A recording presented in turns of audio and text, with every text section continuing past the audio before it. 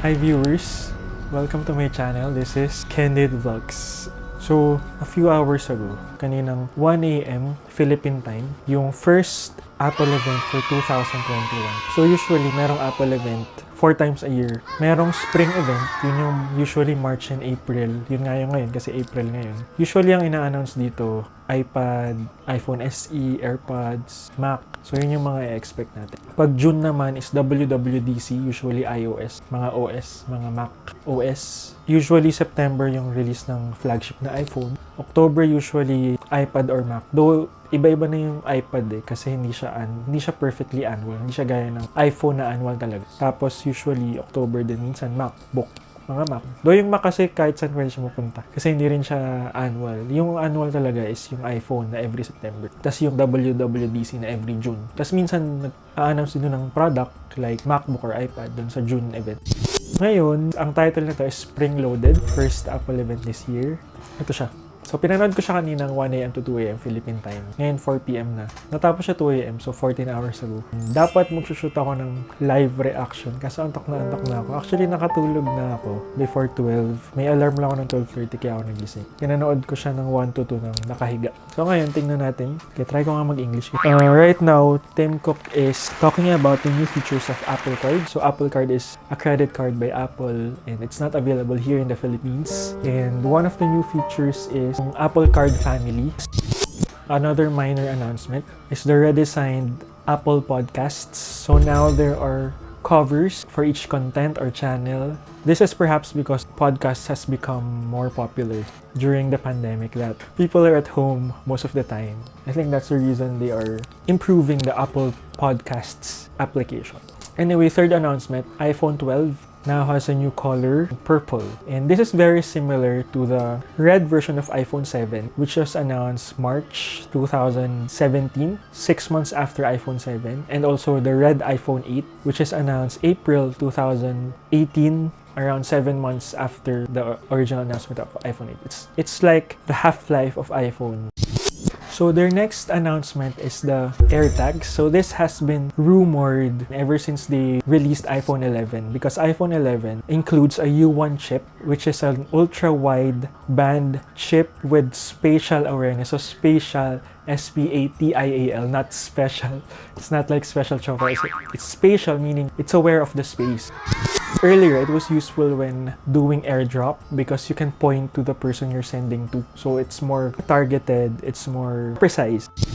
There have been rumors that Apple has been developing AirTags ever since that came out, because that's one of the most practical use of the U1 or ultra-wideband chip. And earlier this year, during the announcement of Galaxy S21, Samsung has announced the Galaxy Smart Tag, so it's very similar to that.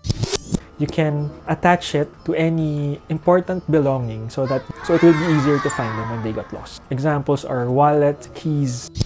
If you're familiar with Find My, it has been present for many years. So we have Find My iPhone, Find My AirPods, Find My watch, perhaps Find My Mac.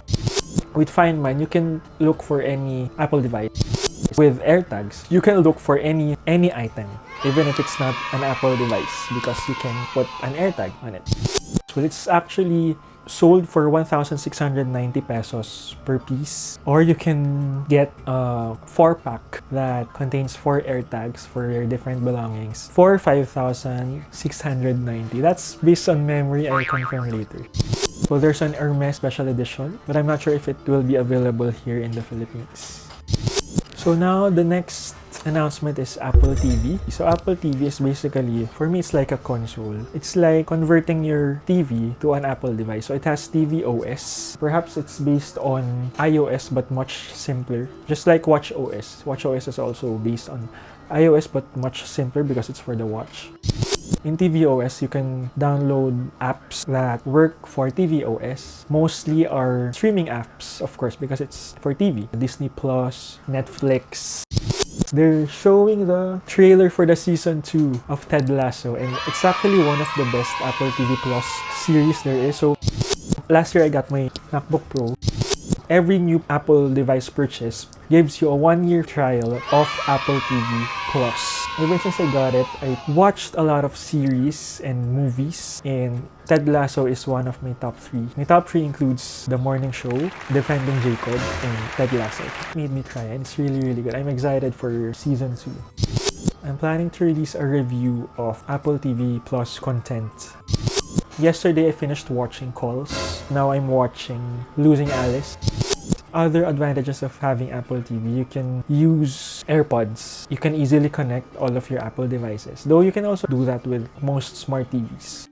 One of the major updates of Apple TV 4K 2021 is its processor is now A12 from A10X in 2017. So A10X is the same processor used in iPad Pros of 2017, June 2017. They have upgraded it to A12.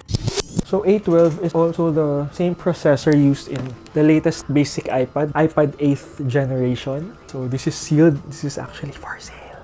It's also the chip used in the iPad Air 3rd generation, released in 2019. And iPad Mini 5th generation. It is also the chip used in iPhone XS, 10R, and XS Max. It's much faster. So now they have also included high frame rate 4K HDR, and they've also updated the remote touch wheel or scroll wheel. I'll confirm later, but I think they've just recycled the technology used in the previous iPod iPod scroll wheel. I think scroll wheel. So they've included a scroll wheel in the new Apple TV remote. Actually, there's also a scroll wheel in Nokia devices. I've had that before. The Nokia N81, N96, N85, N78. This is actually also very useful. The automatic adjustment of settings using your iPhone. There's also a touchpad in the middle for gestures, like when you want to swipe between contents. And the scroll wheel is used for precise scrolling for when you're watching a movie or a show and you want to go to a specific scene. So in the Philippines, it's 10,990 pesos for the 32 gig, and I think it's 11,990 for the 64 gig. So up next is the iMac. Actually, I've been waiting for this. It's pretty obvious that they'll be redesigning the iMac because it's quite outdated. Bezels are enormous. Here it is. In June 2020, they've announced the Apple Silicon project wherein they'd be using their own chips in their Macs. Their own chips are the A chips we've seen in iPhone and iPad. So the last one is A14. And it has become really, really fast and industry leading. So they've decided to use it. They build their own chips and they build their own hardware and build their own OS. They'd be ditching Intel soon, but it's a transition. So it's a 2-year transition. So the first devices with M1 include the late 2020 MacBook Air with M1, and there's also a late 2020 MacBook Pro with M1 and a Mac Mini with M1. Mac Mini is a CPU. It looks like an Apple TV. It's a small thing. So the new iMac, of course, as expected, has M1. M1 is based on A14. It's not the same, but it's based on A14 found in iPhone 12. So the iMac has become very, very, very slim. It's now at just 11.5 millimeters thick. It actually looks like an iPad Pro, but it's more rectangular. Now it comes in a lot of colors. And now the screen is bigger. This is actually the replacement model for the 21.5-inch model. So now it's 24 inches. Its side view reminds me of this. The side profile of an iPad Pro with Magic Keyboard. Other new features of the new iMac, it now has a 1080p FaceTime HD camera or webcam or front-facing camera, however you call it. It was first included in the 2020 update to the iMac 27-inch. So they didn't have an update of the 21.5-inch iMac because of this. They are able to make it very, very thin because of the M1 chip. Most of the stuff are below. That's why there's a thick chin at the bottom. Grabe. Sobrang nipis. Parang nakakatempt na kunin siya kasi gamiting malaking tablet. Di ba ang ganda? Actually, mahilig yung Apple sa ganyan yung narrowing borders. So, yung unang iPad Pro 10.5 na ginamit na body rin ng iPad Air 3rd Gen. From 9.7, ginawang 10.5. Pinanipis lang yung bezel. iPhone 12, so lumaki siya ng konti. Pinanipis din yung bezel. Yung MacBook na 16 inches, MacBook Pro, pinanipis din yung bezel. Yung charger niya, magnetic. Though hindi siya binrand as MagSafe, pero magnetic siya sa likod. All accessories are also updated. So now there's Touch ID.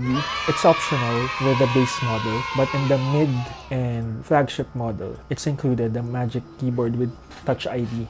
It's also optional to upgrade to a Magic Keyboard with Touch ID and number pad. They've updated the colors of all the accessories, the Magic Keyboard, the Magic Trackpad, and Magic Mouse. Now they all come in the colors of the iMac, so they are matching. Basically, it's white plus another color. So there's white and purple, white and blue, white and green, white and silver, just like the original. It's the best camera they've put in a Mac, and actually it's true. The FaceTime HD camera on any MacBook is really bad. M1 has kind of resolved it with software, but it's still not that good. Blue, green, pink, silver, yellow, orange, and purple. Let's compare the old version and the new version so we can see how the bezel are much slimmer, at least on the sides and at the top, and the screen is much larger. And because iMac now has the M1 chip, just like the M1 MacBook Air and MacBook Pro and Mac Mini, it can now run iOS and iPadOS apps. But one caveat is Boot Camp is removed. So Boot Camp can only be done in Intel Macs. However, there's another option and it still works. The Parallels, wherein you don't have to partition your disk, but you can run Windows just like using an emulator. Nahihina. Should you buy this new iMac? Or who should buy this? Basically anyone. If you've never had an iMac before and you want to have an iMac, you feel the need for it, then go. If your iMac is very old and it's slow and it doesn't do the job that needs to be done, then it's also time to buy. It can be used as a home computer that can be shared by anyone in the family, or it can be used by people who edit videos, because having a large high density screen is very useful in editing content like videos and photos. Well, sure, we can use an external monitor, but it's not as clear, as crisp as an iMac screen, so it's still a very different experience. I've actually tried using my television as an external screen or a secondary screen for my MacBook, and it's not as good as an Apple screen. But actually, this is also a very old television. It's just 1080p. It's a 48-inch Sony Bravia. By the way, iMac starts at $73,990 for the 2-port model, and that's 256 gig with 7-core GPU. $85,990 for the 4-port, also 256 gig, 8-core. It includes Magic Keyboard with Touch ID. So the base model doesn't include the Touch ID Magic Keyboard, but it's compatible. The highest model is 97,990 pesos. It has 512 gigabytes of storage and it has an 8-core GPU. Basically, the 7-core GPU is the same chip in the MacBook Air M1, and the 8-core GPU is the same chip in the MacBook Pro M1. So it has 2 fans, the same with the MacBook Pro 4-port. That's my MacBook. It's the 4-port version. So there's no M1 equivalent of that yet because they only released the basic MacBook Pro 2-port M1. So iMac is the 4th M1 device. The first 3 are announced all together November last year. Those are MacBook Air, MacBook Pro, and Mac Mini.